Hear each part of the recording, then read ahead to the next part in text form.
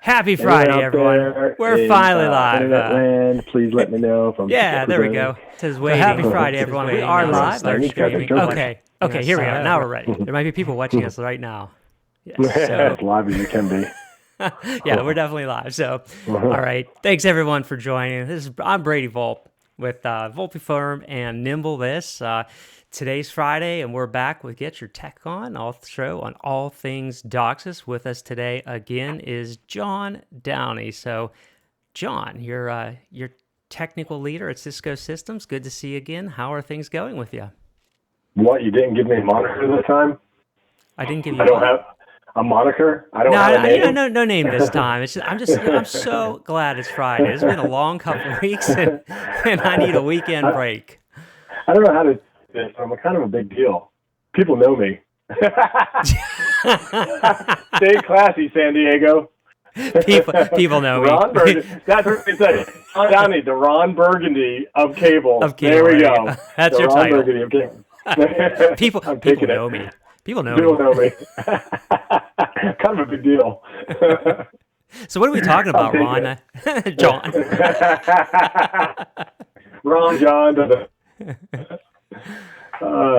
So I know you had some great slides, and back. I have some slides. So I think I told you I had the privilege of speaking at the SCTE's UK's spring lecture in Birmingham, England, a few weeks ago, and that was pretty interesting topic. They had a number of lectures focused on a sort of a broad range of topics, but we talked about a number of wireless things, Wi-Fi topics, and I focused on FDX and also PNM. So, there's a lot of discussions in the Cable Labs PNM working group about how FDX and PNM are going to work together.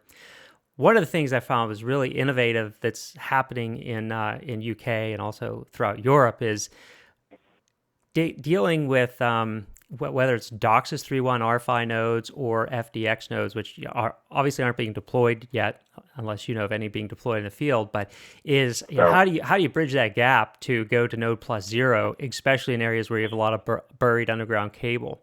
And some of the things that they were doing there, one of them that I have here is they were, in order to get over many cascades of amplifiers, they're doing something with one of the technologies they're doing to get to like a 3.1 node that might be through multiple cascades is using a 10 gig overlay. Are you showing that one? I'm seeing one of my slides. Maybe I'm just seeing. Oh, you're right. You're right. I'm sorry. I grabbed the wrong one. Thanks for pointing that out. So they're using this 10 gig overlay. So that uses the existing cascade. And there's a couple companies that are doing this right now. This is this slide here is from courtesy GIAX, I think. They're a German-based company. And actually, Daniel Entman sent this to me, but he's been on the show before, so he's a fan of the show. And basically the cool thing that this gives you the ability to do here is you have an existing cascade, but at the end point of the cascade, where maybe your DOCSIS 3.1 node is, or in the future an FDX node is, you can use, where it's showing in green on the bottom left-hand side. Those are really wide SC-QAM channels, and they're put above wherever your existing analog or digital QAM channels are, and then allows you to transport 10 gig Ethernet over your existing coax network down to where your DOCSIS 3.1 remote PHY node would be, or in the future, an FDX node would be. So you have a really clean signal of 10 gig Ethernet at a remote location where you're not necessarily node plus zero. You might be node plus 4, node plus 5 in those areas, but now you're sending a clean FDX or 10 gig signal to that R-PHY node. But you have to install in parallel this other box, right? Well, there is extra equipment that's going to be involved here to transport that. Okay.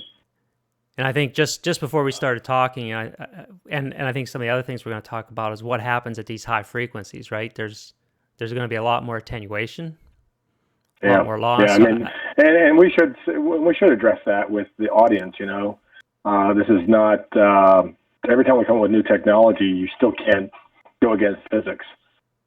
We're not running digital signal across coax and copper in pure baseband digital. We're still doing a modulated signal, right? And we're still at the mercy of RF and the physics of RF and attenuation of coax and temperature fluctuations. So it will be interesting to see. It has to be planned out still, your spacing. We have the spacing of the amplifiers. But the overall goal here is not to replace any coax and existing fiber, right? We're just trying to get the signal as far as we can closer to the customer. And you could argue running small fiber stubs from your existing node to an RPD that's closer could be one way of doing it. But here you talk about underground and how you're going to run a fiber stub underground. We had that one customer or company that was blowing out the coax, like we talked about, and then using the coax underground as a conduit for the fiber, blow out the dielectric. But like you said, you take the customer offline to do that. Yeah, that's the challenge. Yeah. I think it's a great technology, but the challenge is you have to do it really fast, or you're going to take the customer offline while you're doing it. Yeah. The other technology that was discussed, and I don't have any screenshots by this, for basically overcoming barriers where you can't necessarily drive fiber, or you have to get from point A to point B to serve customers, was one of the cable operators, and I believe it was LGI at the SCTE UK meeting. They're doing point-to-point wireless. And it's bidirectional, and they're doing it, I think, in the 50 gigahertz or 60 gigahertz band. So it's licensed spectrum, but it's fairly low cost to purchase the licensed spectrum. And they're doing so wherever their head end is, they'll put a tower up, put an antenna on that, and then where they want to put the DOCSIS 3.1 fiber node, or in the future an FDX node, they put another small, it's not even a tower. They're just putting a dish on a telephone pole that happened to be close by there. Now you've got a 10 gig bidirectional connection to your 3.1 R-PHY node, and you can, there's no fiber running to it now. You just need a power supply, and you need that repeater there, or the bidirectional dish that can communicate over the link. And what they're basically able to do is effectively run 3 kilometers, 10 gigabit links that have effectively no degradation over wind, snow, and rain. They've been running it for the last year to service customers in areas that they wouldn't normally be able to reach, just due to the geography. They have cities, they have railways, dikes, stuff like that. They just can't run fiber through. So I thought that was a really unique solution. Basically, what I'm seeing is that operators are coming up with unique ways of overcoming geographies and other issues, or rather, even if it's licensing, in order to get 10 gigabits to different locations. I'm wondering how you say low cost, but that license cost is shared amongst that service group you're feeding. So how many people in that service group are sharing the cost of the license? Or, you have to weigh that cost. The license was only a little over $100 a year. It was very low cost for license. So, man. Can you imagine them trying to just put in the fiber and the upfront cost of the fiber and the labor and the trenching and right-of-ways and everything else? Yeah, you go about a quarter inch for $100. Sign me up. How do I get that for my house, right? Yeah, exactly. You definitely need that for your house. I'm doing point-to-point. It's 22,000 miles away. It's called geosynchronous. Yeah. We need to do LEO, the low Earth orbit, so I could get a little bit closer. You need something better than what you got, John. Yeah, no kidding. So what topics do you have? I know you've been looking at some other cases as far as what we're looking at in the future, going in higher frequencies. What are the challenges you've been facing? So it's no secret that FDX brings more upstream speed. That's the bottom line. The question would be, is it worth the complexity of new CPE, interference groups, algorithms with echo cancellation? Is it worth the wait? Is it a year down the road, 2 years down the road? What can I do today? How much speed do I really need? And that, the bottom line is, what speed do I feel I'm going to need to serve me the next 5 years? Knowing that there could be a new application that comes out that just totally throws everything off anyway, or competition. So if you look at 85 megahertz, some systems have been deploying 85 megahertz, and it solves issues in that it doesn't start creeping into my downstream spectrum, and I might still have set-top boxes and other things. If I can get rid of the set-top box, then I can go up to 204. There's already CPE that support 204. It's in the spec, DOCSIS 3.1. So a 204 allows me to get potentially 1.6 gigabit per second aggregate speed. When I look at 1K QAM DOCSIS 3.1 with our remote PHY, you're not going to do 204 upstream with an analog laser. I mean, you know, laser clipping is bad with 42 megahertz, let alone 85, let alone 204. So I feel like you're not going to get an analog laser to do 204. And if you did, you wouldn't be able to run a good modulation anyway, so what's the point? So you're going to go remote PHY. That's the hard truth. You're going to go DAA, Distributed Access Architecture. It's going to give you better performance, better MER readings, so you can run higher modulation schemes. So here I am with a 1.6 gigabit per second aggregate upstream link. I could offer a 1 gig service. Rule of thumb, we like to have a 2x aggregate of what you serve, but with a 1 gig upstream, you can do it with a 1.6 easy. One, you're not going to have that many people that sign up in that service group for 1 gig, so you can oversubscribe it probably 30 to 1. So 1 gig at a 1.6 is less than one person. It's less than two people, but it might be, 1.6 people. Times 30 would be what? 40 people that sign up for 1 gig, sharing a 1.6 gig pipe. Now, granted, there's other lower tiers that are sharing that 1.6 gigabit aggregate pipe. But if you run the numbers, there's no reason why you couldn't, offer really high speed. So 204 might solve issues for the next 5, 6, 7 years. Even if I do GPON, 1 gigabit symmetrical, I could do a DOCSIS 3.1 and a 204 upstream. The problem is the 204 eats into my downstream. What if I have set-top box? So there's talk of amplifiers that could break the signal off and feed it back into the amplifier, kind of like double diplex floaters in the amplifiers. So you could kind of notch out an area and send it. So not NDF, NDR, because we still need to go through the amplifiers. Part of the problem with FDX is rural America. You can't afford to do node plus 0.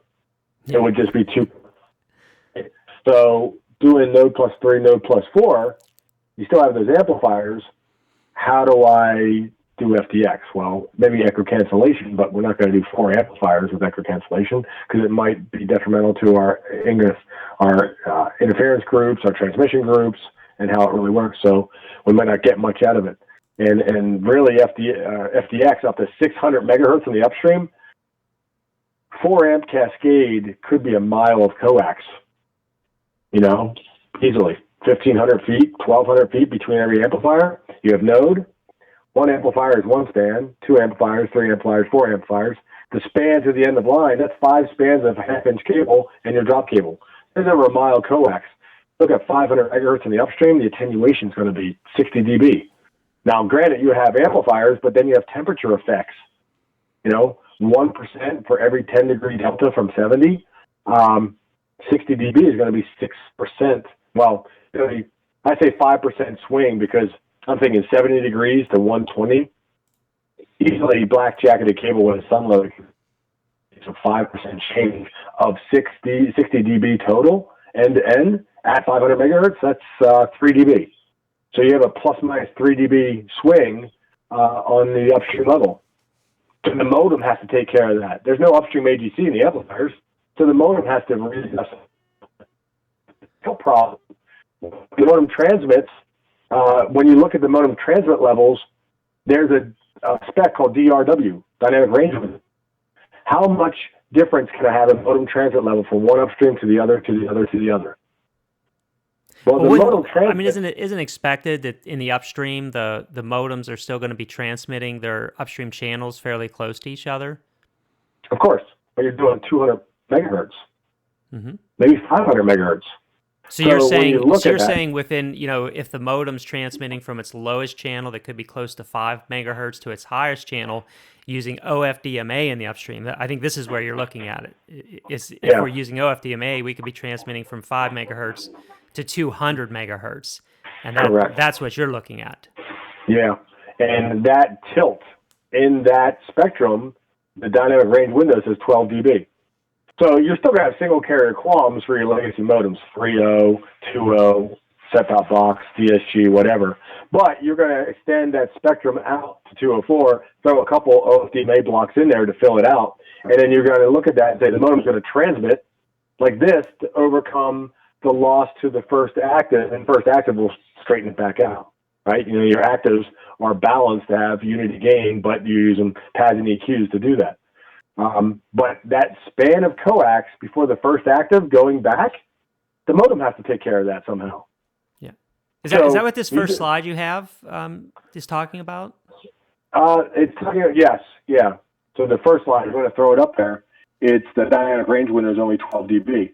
So what I did is I have this little spreadsheet I put together way back 20-some years ago when I was at Secor Electronics. And it is just something I threw together because I was running numbers. I'm like, you know what, Excel, run the numbers easy for me. Now I wanted to put in the table for CommScope P3 cable, different taps, and this was way back, so it could be Magnavox taps for all I know. And then I put in temperature and the formulas, the losses. I didn't do the formula for coax because I have the actual losses in the table, but I did the formula for temperature effects. So what I did is I said, all right, and you can't see my mouse moving, but you can see at the very top, I selected 5 megahertz and 200 megahertz, 70 degrees, and what transmit levels I needed from the house to hit that first active flat at 13 dBmV. And I picked 13 dBmV based on a 6.4 megahertz wide channel. So it's my reference level. And the reason why is that's basically what we might be balancing for today with single carrier QAMs is 13 dBmV. So I said, all right, that's my reference level is 13 dBmV at the housing, first active. So for me to go through 130 feet of drop cable, so you can see the drop cable at the very bottom there, I wrote down coax RG6 at the bottom right at the house. Go to the house, the drawing. Yeah. So it's RG6, 130 feet. I'm going through a 2-port 14 dB tap. I'm going back. If you go backwards, I selected 0, 0, 0 for all the devices except for the coax closer in. I have 900 feet of half-inch cable. So keep going. Yeah, right there. And then as I go through that 900 feet, that could be end-of-line coax, right? Even though it's a tapped distribution, you still could easily have 900 feet of coax to that last house. I had to transmit 41 over 29 to hit that first active flat. If you look at that tilt, I mean, the difference between the two is very close to 12 dB.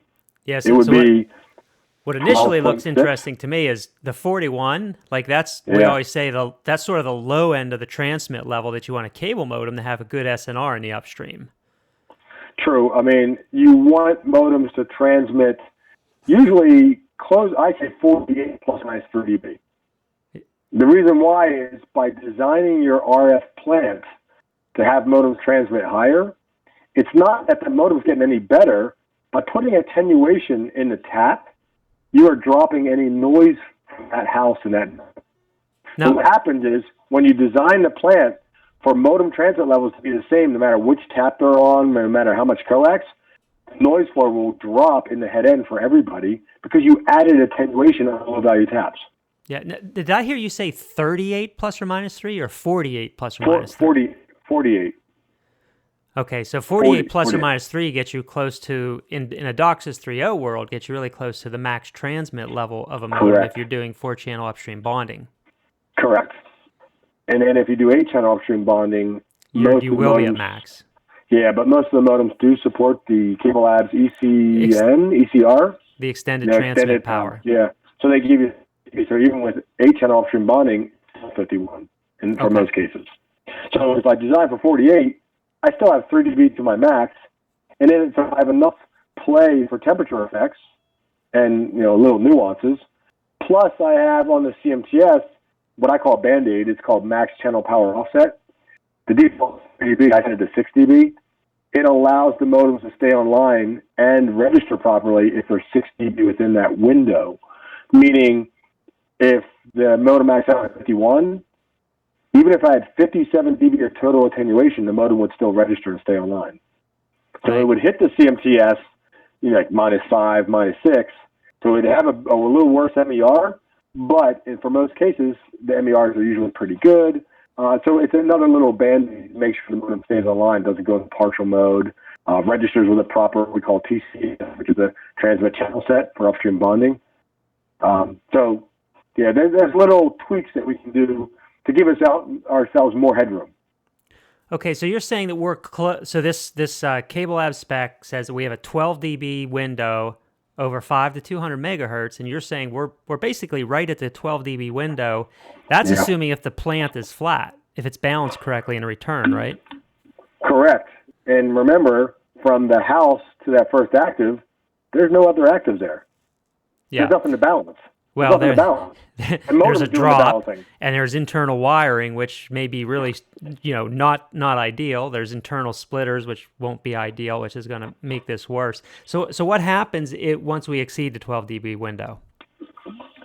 So you tell me, what is the fix for this? How can I reverse this tilt? How can I take the tilt out of the modem and put the tilt in the plant? Yeah, you have to have reverse equalizers in the amplifiers.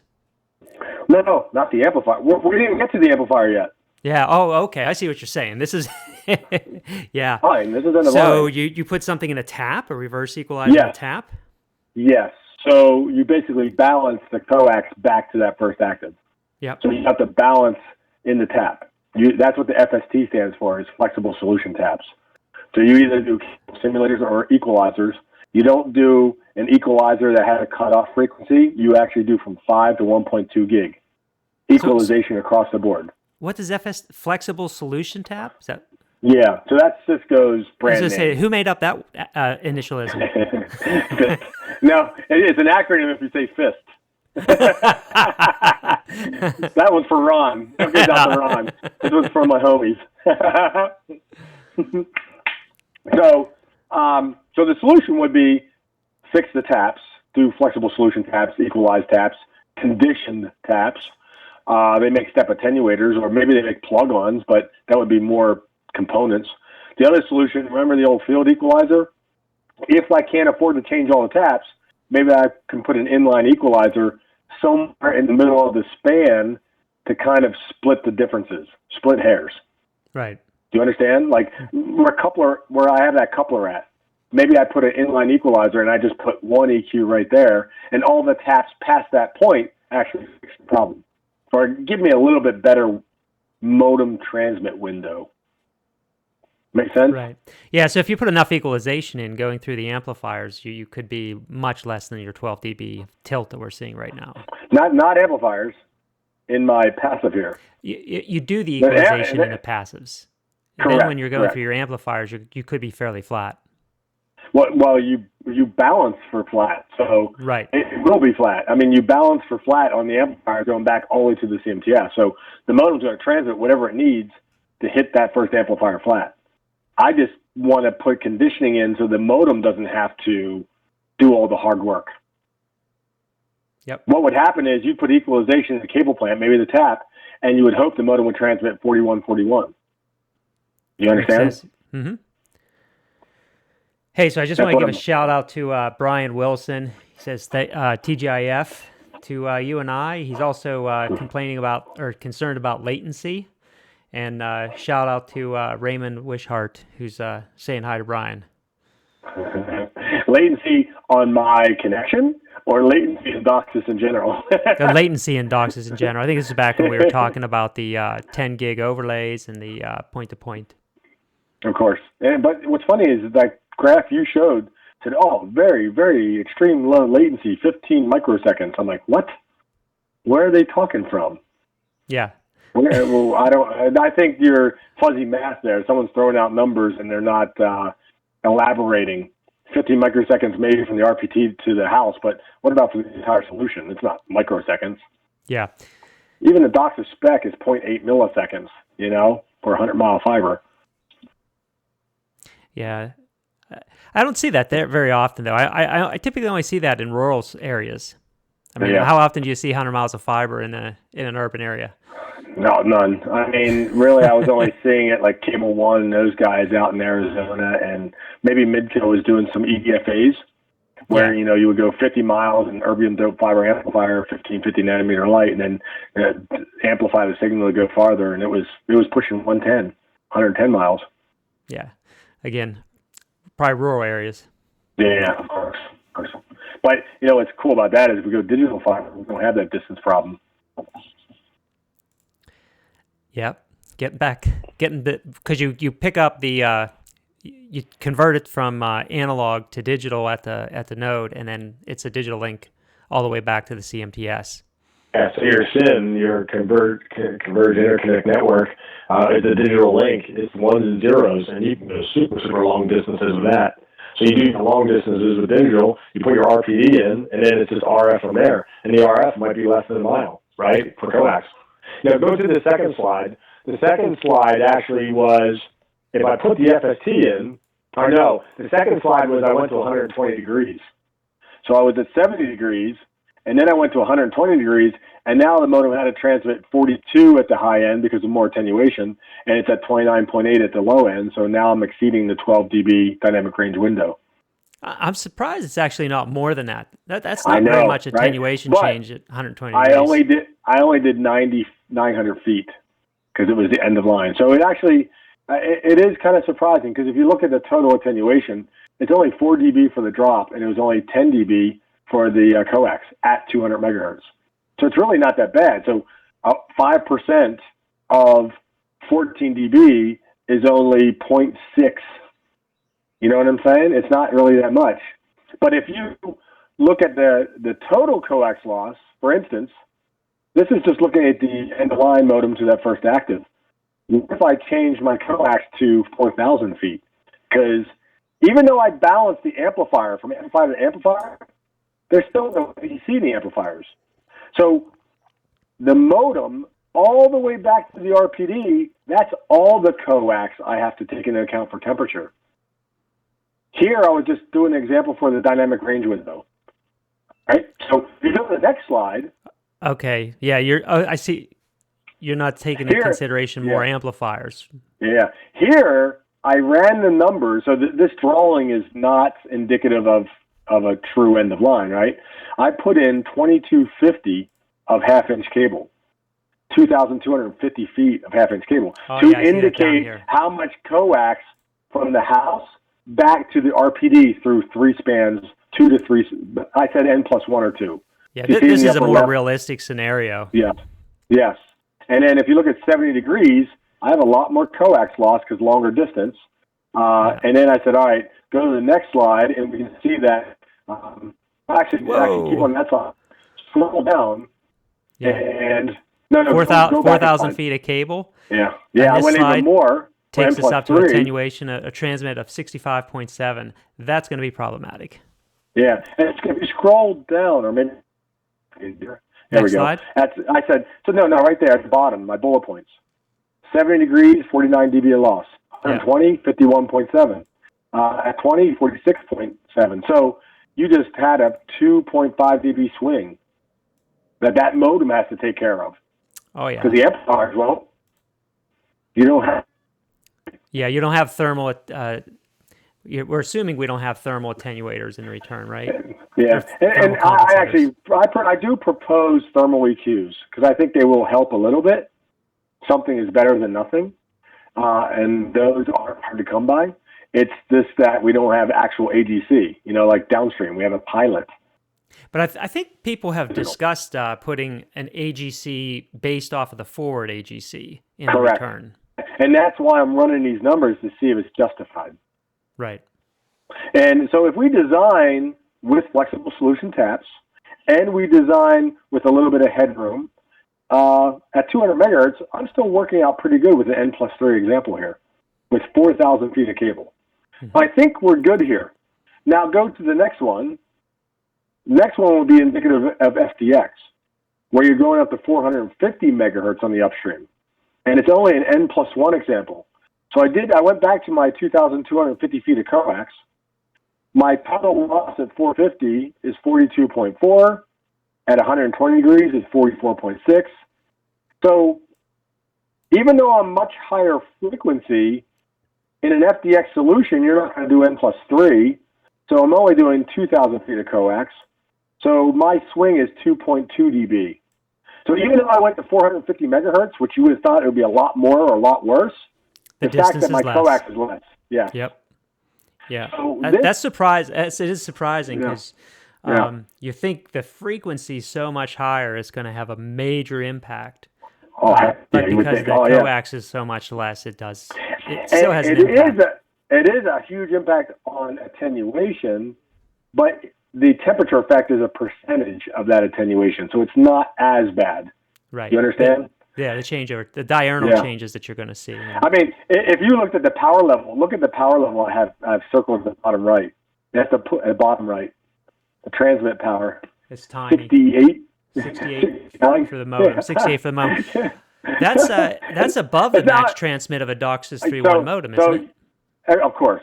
I mean, I had to put in whatever was needed to hit the first amplifier, but I'm showing an N+1, N+2 example. So really, I had to put in that level to go through that amount of coax. In real life, an N+ is not going to be 2,000 feet of coax. Yeah. But I just had to run the numbers as if it were two spans of coax. I think the max transmit on a DOCSIS 3.1 modem is about 65 dB. It's 60, but 65 or 1.6 equivalent. So that 65, if you did a 6.4 reference, it would be 6 dB difference. So 65 minus 6 is 59. Right. So basically, it's 59 dBmV for a single 6.4 megahertz channel. Yeah, so we're only 10 dB short. Well, it's 10 dB amongst friends. And my goal here was just to show the temperature delta in the coax. So don't worry about the levels at this point. I'm just showing how much the cable modem has to adjust for temperature. Sure. And then did I do not one more, or that was it? That was the end of them. Yeah, that's the end. Whoops. So, so what about, I think there's some other things that also impact it. Like what happens if subscribers have, when we start to make these splits, say a 42, 54 megahertz amplifier in their home, and they just try to put in a DOCSIS 3.1 modem? So have you looked at these types of corner cases? It's funny you bring that up. It's very timely because I was with another customer last week and week before, and they are running into this problem. House amps have a 40 megahertz filter. Yep. The modems report their capability to the CMTS, and the CMTS can make decisions on the modem's capability. But what if the modem is behind a house amp? It's not like we have any visibility to the house amp. The house amp isn't talking to us. We have no idea. So really it comes down to a spectrum allocation and planning exercise. And the one customer, I think it's going to be a nice idea. We're looking at, and I should have had the diagram, and I probably can't show it. Did I send it to you? Did I send you the DOCSIS 3.1 upstream no slides? No. And can I share from mine? I should be able to share from mine, right? You can. It might just look really crappy, so give it a try. And I'm sure the customer won't mind me. I'm going to take the customer's name out. And while you're working on that, so I'm seeing a similar situation with customers going to 85 megahertz, but they're still doing SC-QAM bonding in the upstream, but they're going to 8-channel bonding. And what you'll end up with is maybe 3 or 4 channels out of the 8 will bond because they're hitting the diplex filter, and then the other channels will be in partial mode, meaning they're just not bonded. And so the operator's working with doing different profiles in the upstream, so that they can they're able to basically get more of those channels bonded across there, or they can have the modem switching between either 4-channel or 3-channel bonding for if they have a house amp. If they don't have a house amp, then they get all 8 channels. See what I'm showing? Yeah, I can see that. Let me. Can you slide it down a little bit? Actually, I can. Maybe I just a screen because I'm doing screen sharing. I can do it on. I can do it on my side. Don't worry about it. I'm gonna push this over right now. There you go. I like this idea, and the problem you were talking about, I've seen where if I put all the single carrier qualms contiguous past 40 megahertz, the modems don't have a brick wall filter, even the 2.0 modems. And what's been happening is 2.0 modems can lock on upstream 4, and you should be able to see my mouse, right? It might be a little slow, but if I put upstream 4 right here at 44 megahertz, can you see my mouse moving? My pointer? Not. Oh yeah. I don't know if I see it or not. Yeah. It's small on my screen. Yeah. So if I put upstream 4 at 44 megahertz, a 2.0 modem might lock onto it with a lower level. Right. Meaning it would have to transmit higher because it's attenuation. The internal filter it has of itself, it's its own filter. Those are maxed out. They're getting poor MER, blah, blah, blah. It turns out it should have never locked it upstream 4. Right. So what about a DOCSIS 3.0 modem? If it's a 42 megahertz filter and a 3.0 modem, it can lock it upstream 4 at 44 megahertz, try to bond on channels above it, and it won't, and it'll come up in partial mode. When really you want to relegate it, good word, to upstream 0, 1, 2, 3. So we can do that with restricted load balance groups, DOCSIS restricted load balance groups, where modem tells us its capability, 42 megahertz filter, and we can steer it to upstream 0, 1, 2, 3. So we can do that with 2.0 and 3.0 modems that only do 42 megahertz. But then you have to do all these load balance groups, and what if it's a modem that reports I can do 85, but there's a 40 megahertz house amp, a 42 megahertz house amp. Well, now the reported, it didn't get steered with load balance because it's at 85, and now all of a sudden it's not working, and it's in 4 or 5 channel partial mode instead of 8 channel. Yeah, and can't you, obviously the CMTS is going to see that modem is in severe partial mode. So can't you put the decision making in the CMTS to say, look, obviously this modem's not able to lock up to any frequency above 42 megahertz. So there must be an impairment there. Let's move it to a block below 42 megahertz, like the block that you have circled for upstream 0, 1, 2, 3 on the slide that you have, which all those channels are below 42 megahertz. That makes sense. It's kind of like this is just a logic decision that you're doing. I agree with you in theory, because you don't know what the issue is. Could be noise. It could be filtering. You don't really know, because it's not like you have the spectrum analyzer cross-reference with the CMTS. And you could. I think what you're mentioning would be a good play for machine learning. Yeah. Offloading that computations to something that does machine learning, software-defined network SDN app, and it does that, and then it can redefine. Like I've said before, for downstream partial mode, I think any modem that's in downstream partial mode, say it's an 8-channel modem, we should be keeping track of that modem, of which downstreams he is saying is bad for him, and avoid those frequencies in the future. So instead of putting it in partial mode anyway, why not just move into a different 8-channel bonding group, which is exactly what you just said for upstream. Yeah, we do that in a downstream currently, I think, at least. That's why we have the different bonding groups in the downstream. Actually, we don't. Okay. So modems can end up in partial mode, and it's really up to the user, the cable company, to keep track of those modems and find out why certain downstreams are bad. That modem might stay in partial mode forever. If it goes offline, he can lock on a different downstream and work fine at different frequencies, but there's no real, let's keep track of the modem and which downstreams is bad, which, for him. Right. So we're getting more complex in computations. Well, it's not that it's not that the CMTS is keeping bad, but let's say we have a modem that does 16-channel bonding, and if it can't bond to 16 channels, it'll drop to a lower bonding group. Correct. So I don't think that it's intelligence that it's keeping it in touch with, it just drops to a lower bonding group. What I see in the upstream, we don't today have a way of having easily a lower bonding group for that to drop through to, right? Correct. And remember, all the bonding group stuff is decided during registration. It's not like we change bonding groups dynamically. We can load balance between bonding groups, but you can't drop from an A to a 4. You can go to partial mode, but you can't drop down to a completely different bonding group. You can move to a different group if it's the same size.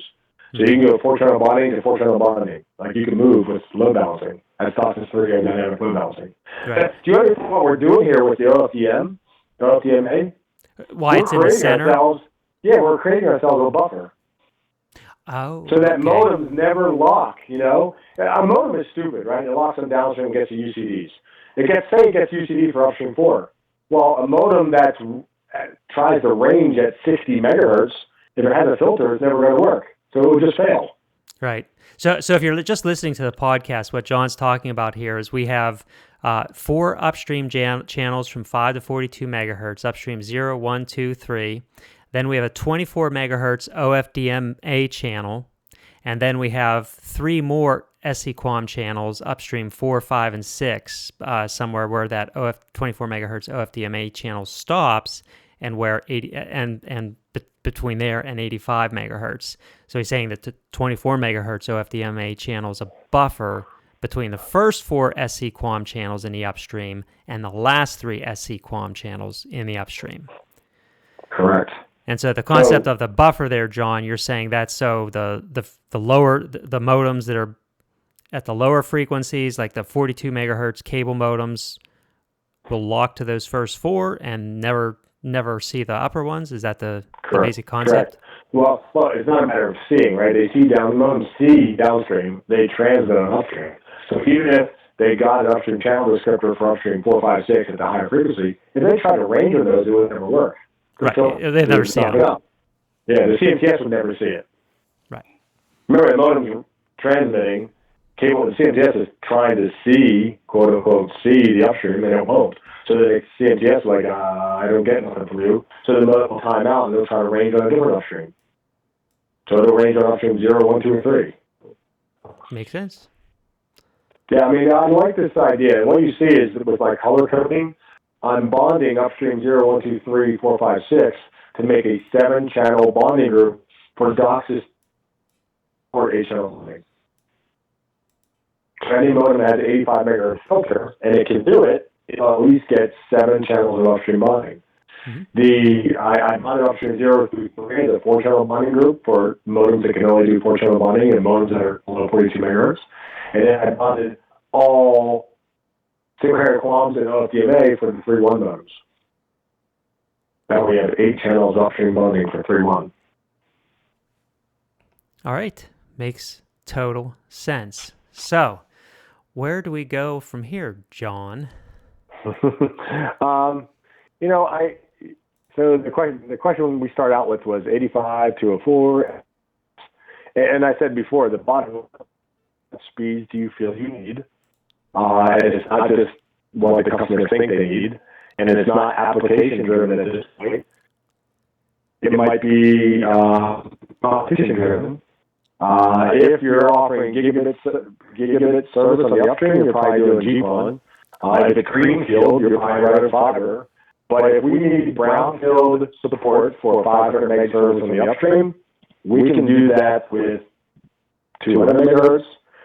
We don't need to. Here's a solution right here where I'm 85 megahertz and I'm getting an aggregate of 480 megabits per second. Aggregate peak rate. So I could offer a 250 meg service.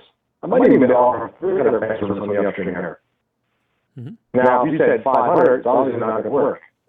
But so it really comes down to what do we need to offer and how long do you think we can milk that cow? Will it last me 5 years, 7 years? And actually, I want to just confirm again. So you had 7 SE QAMs and 124 megahertz OFDMA channel on that upstream. If those SE QAMs are running at 64 QAM, What's the total aggregate throughput that you would an operator would expect to get with that setup? Just for the 7? Yeah, the 7 SC QAMs and the 24 megahertz OFDMA. What you see right there? I said 480. So you basically get 27 meg times 7. That's 189. But the 24 megahertz OFDMA, I'm assuming it's good NR and running 1K QAM. Right. I might be a little aggressive there, but that 24 megahertz is getting me 300 meg or so by itself. Yeah. So 300 plus 189 is going to be 489, 480, somewhere in that range. So going to 85 megahertz, you get close to half a gig. Yeah, and that could get closer. Like, if you find that the 3.0 modems, none of them are utilizing Upstream 456, why would I have single carrier phones if they're not being used, right? Yeah, you'd expand your OFDMA. Exactly, and then I get even more speed. Yeah.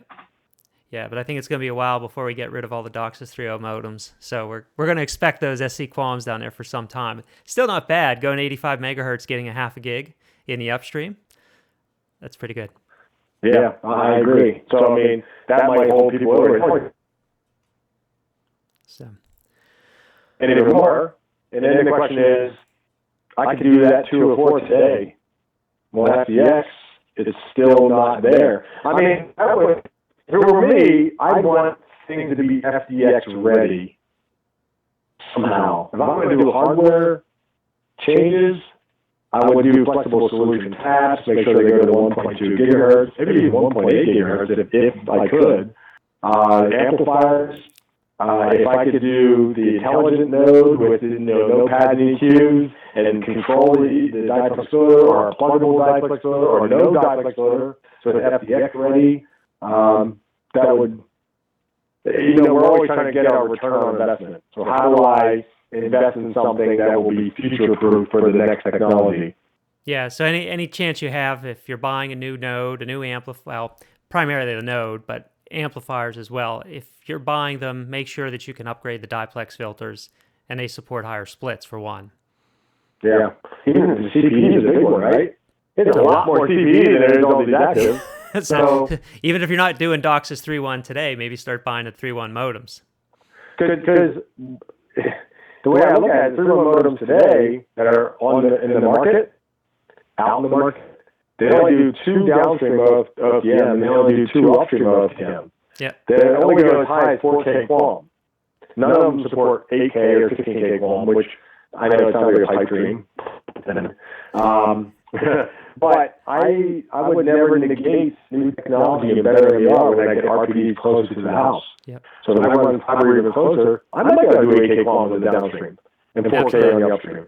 Yeah. And so if I look at my CPU, I would like an FDX ready with more capacity, more downstream capacity, blocks that it can support, and more upstream.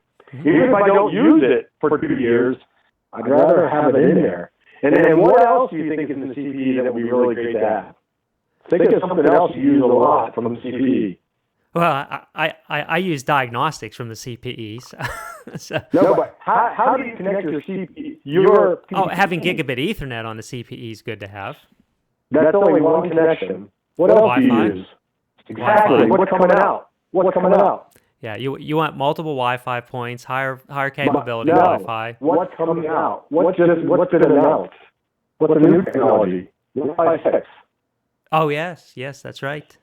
So I mean, if I'm going to get new CPE, you want really high speed Wi-Fi. Oh hell yeah! I like Wi-Fi 6. I like FDX ready. And I think actually the new Samsung phone that came out supports Wi-Fi 6, I believe. So it must be ready to go, right? Yep. Yeah. That was actually one of the topics when I was at the SCTE UK. They were talking about that. And that was where I heard about the Samsung phone supporting it. So everything else doesn't, but it'll be just like everything else. We started off with the old Wi-Fi A or something like that. And then N and all the other AC came out, and eventually all the computers and phones will start supporting it as well. So agreed. Yeah, absolutely Agreed. Good time to get it. So hey, do you have any travel coming up? ANGA. Angacom, yep. Yeah, So I'll be in Germany. I'll be at Angacom. I think it's the first week in June. Only 3 weeks away. Yeah, it's coming up soon. Next week, I'll be at the Sioux Falls chapter, SEG chapter meeting. I'll be talking on DOCSIS 3.1 and PNM. They get me to go to speak to you.